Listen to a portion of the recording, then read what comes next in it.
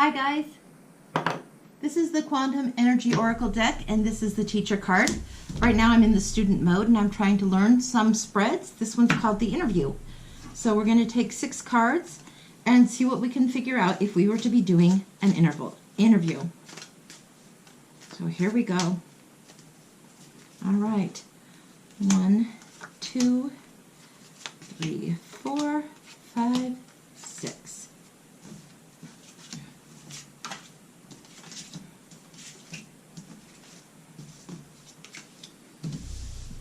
Okay, first out is the Queen of Cups.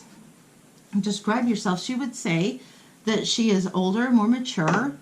Probably this person is a very stable, emotional person who's been through a lot and knows the price of love, and that sometimes it isn't always easy. So this person has been through a few things here, relationship-wise, and she knows the value of love and self-love and the value of her prized relationships. The next question, it says, what are you best suited for? Well, I wouldn't say farming or gardening is necessarily her best suit, but she does contemplate and evaluate, and that's what this card is all about. She's a very contemplative queen. She thinks things through, considers, kind of gets centered in herself. The farmer guy is evaluating, waiting to see what's going to come forward and what's going to be brought to harvest. So I would say what they're best suited for is evaluations, taking time to consider things. This is somebody that would be good as a counselor or whose counsel you might seek out. What are your strengths? I would say quickness of mind and desire and enthusiasm to go forward. With the Sword of Truth, the page is always going forward and wanting to go forward. This page is sometimes referred to as the spy, but this page is very, very observant. So energetically observing is what I would say on that one. So that's a definite strength. What's the weakness? In this, she's getting reverse empress.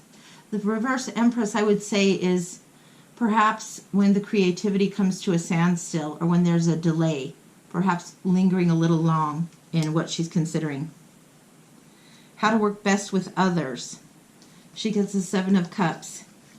Maybe she works best with others because what she can do is see their potential. Maybe she can see lots of different aspects of a person. I would think this person would be great in HR. This is where I would put this person because she's able to see the different things. She's able to see, okay, this one is best suited for the job maybe in finances and this one best in the creative department. So this stage, how to best work with others, she's able to see all kinds of possibilities. So her inherent nature is to see that in others and kind of look for the good in their potential. And then the message for others or the message to share. And this is the King of Wands. So don't underestimate the fieriness there. There is structure, there is stability, there's a way to proceed forward, and there is still a lot of fire and passion there, even though she might be more staid and more calm in general. So this water sign isn't just water, so don't underestimate that. That's what I would say for the interview. So we're going to read this same spread again with a different deck, with a different person in mind, and see what we find out. So one more time for the interview. 2 interviews today. Let's do the steampunk deck. The previous one was the Robin Hood. This is the steampunk deck. And since I'm in the student mode, again with the teacher card, I'm in the student mode right now and doing this little spread called the interview, seeing if I like it or not. Little test drive. Whoa. See what we got here. First eyes are here. 1, 2, 3, 4. Let's do 5, 6, and 7. Apparently I want to pull 7s. All right. We'll see. So already I'm adding on to this spread, which is in my nature to do. So I don't generally do them this way. I kind of just read my own thing, but we're going to see. This interview is telling me that this is the 3 of Swords. So describe yourself. This is somebody who's come through heartache, has lots of good ideas, new ideas, but has either suffered a loss, a betrayal, or has their heart broken recently, has had to separate from whatever pairing it was because of pain. What are you best suited for? Wheel of Fortune. I would say that's about anybody's guess, and that they're multi-talented, multifaceted, and they could do most anything. The Wheel of Fortune is a card of good luck and good timing. So whatever they're going to do or take on next, that would be great. They're not likely to fail. They've learned from this lesson of sorrow. What are your strengths? 5 of Swords. Maybe the strength is being able to think differently than the others. In this one, it's a battle that's lost and it's a heavy price. But in a strength, maybe you do know when it's time to create that kind of a battle. Even if it's costly, maybe the truth is important and worth fighting for. And maybe they can do that. It might be at the expense of others, but it might be necessary. What is your weakness? Queen of Wands. Queen of Wands, I would say the weakness in that regard is probably vanity. Queen of Wands is very sunshiny, likes to have attention and focus on her. A little bit vain, a little ego-driven, very passionate, but maybe the weakness is worrying too much and letting her own passion about her own ego overtake things. The next step is, how do you work with others? Or what works best with others? How do you work best with others? The Chariot. This is the moment before the ride happens. So this is somebody that's able to harness opposing forces and get them moving forward.